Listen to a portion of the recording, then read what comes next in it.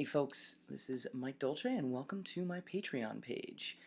As part of the relaunch, I'm doing a series of secrets every week. This is the first episode, and what does that mean exactly? It means that I'm going to be dropping some marketing secrets, some comic tips, screenwriting tips, tricks, anything that I think is of value that you guys can maybe take away is something that I would love to give you on this page. It's free to the public. And again, I hope it really helps any aspiring writers, creators, artists, or even people that are established that are just always looking to gain an edge out there.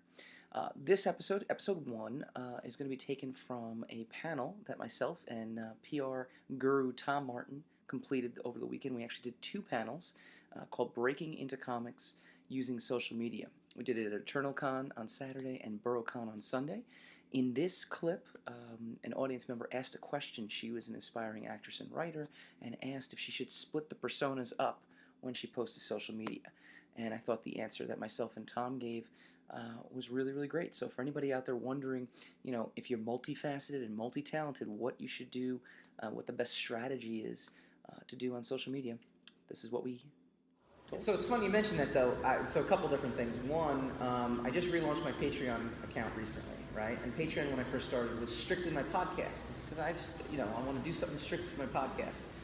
But I ended up finding that I'm doing all this other really cool things that people might be interested in as well too, and it actually helps shape who I am as a creator. Someone said this to me years ago, and I think it's actually Buddy Scalera, who does Comic Book School. He does these teaching you how to network in comics and things like that. And he does a great job. He wrote Deadpool for a while too at Marvel. He said to me years ago, he's like, no, Mike, he's like, this is not the brand. None of this is, you are the brand. You are the brand. So if you are an actor, it's okay to showcase your writing. I mean, you don't want to mix,